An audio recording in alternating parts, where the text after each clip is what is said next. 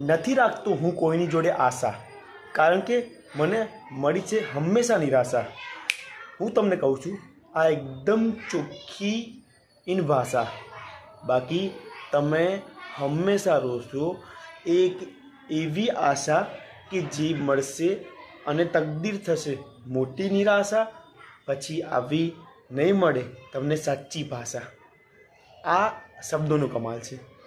એક જ શબ્દને બે વાર કવિતામાં કેવી રીતે ઉપયોગમાં લેવા અને સચ્ચાઈ સાથે લેવા.